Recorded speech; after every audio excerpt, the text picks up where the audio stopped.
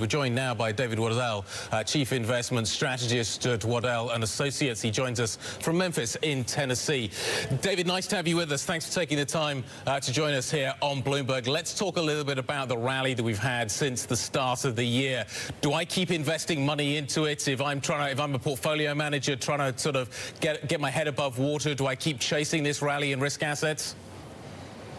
So I think the market's got this right. I think in December the market had it wrong. The one tell before the drawdown, you mentioned September, we had record sentiment levels among individual investors and also portfolio managers. I mean, we'd just gotten priced to perfection in September. And then when Powell came out and made a couple of verbal foot faults, which new Fed chairs tend to do, we went into this massive sentiment correction, and then the algorithm sort of amplified everything. And so I was supposed to be with y'all, I think, the day before Christmas, and I was very contrarian at that moment, saying we're going to rally. Now, because markets move so fast, we've gotten that rally, and I've become consensus. But there's no recession risk, really. So let's just go back and look at the fundamentals. And, you know, right now we're trading at, what, 14 times forward earnings? Forward earnings are 174, at least in the U.S. So, you know, you could make a case easily for a 15% advance from here, but it doesn't mean it's an easy get.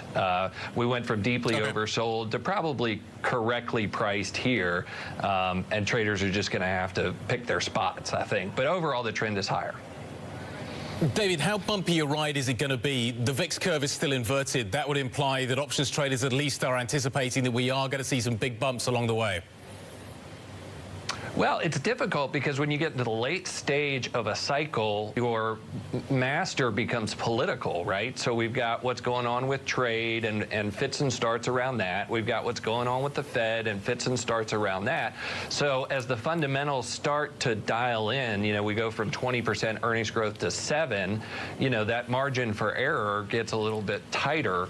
And so the sentiment is really going to push this market around. So I do think it'll be a sloppy sort of ascent, but we're not near recession. The next signal for everybody to look at is the inversion of the yield curve, and right now we're actually steepening, so that's not near term. So I think you can own the market, you're going to be able to trade around it, and then we need to look for the inversion and start thinking about selling about 6 months after that. So what about treasuries then? The 10-year yield is up about 20 basis points in the last few sessions. Is that too rich, David? You know, I think that's probably correct. Again, we're not going into recession. All we're doing is going from an inflated economic growth rate, thanks to the Trump tax cuts, back to a normal economic growth rate. So, you know, between China growing at, call it 6%, the U.S. growing at maybe 2.5%, we are still, and that's 33% of the world economy, growing rather well. So there's no real reason for the Treasury yields to collapse. I think they got caught up in sort of the algorithmic amplification of that sentiment drawdown. David, do we get a hit to growth if this shutdown continues and if the prospect for bipartisan leadership at government levels deteriorates? I don't think it matters. And I also don't think the potential downgrade from Fitch matters. You know, the last time we got downgraded, Treasury yields went down. So I'm just not all that concerned about that. I think this is the histrionics in Washington. It plays out, you know, once a year, apparently. It's just we've got Trump, so his histrionics can be a little bit more exaggerated than others.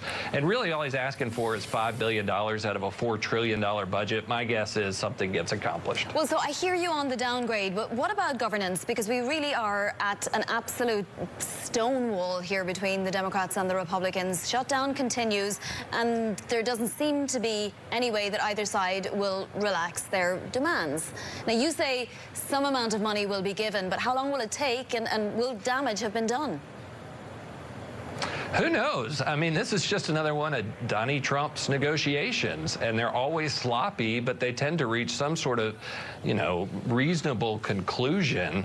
So I'm done handicapping the negotiating style.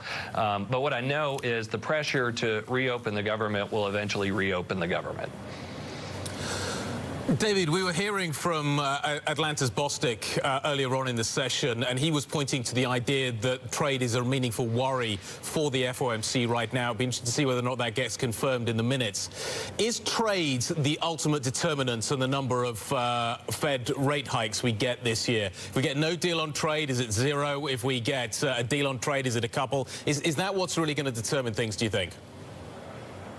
Well, first of all, I hate the dot plot, right? So going ahead and saying we're pre-scripting 2 rate hikes, I think, is inane.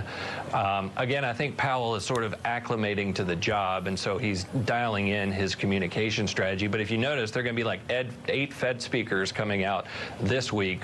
Bullard, who's in my district, and by the way, I think has it right as rain, says we don't need to raise anymore. I think all of these people are starting to dial in a little bit this pre-scripted course of 2 rate hikes because, as I said, late in a cycle, things get very politically oriented.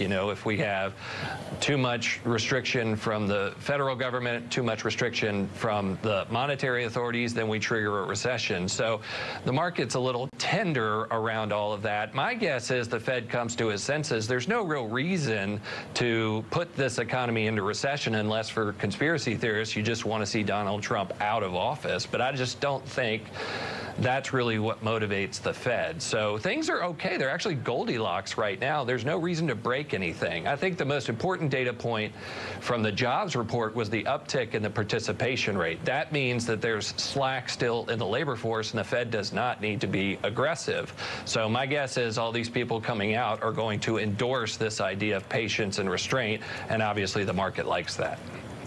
Yep, minutes coming up a little bit later. Powell speaks tomorrow, and as you say, lots of Fed speak over the next 24 hours. David Waddell, Chief Investment Strategist at Waddell & Associates, joining us from Memphis.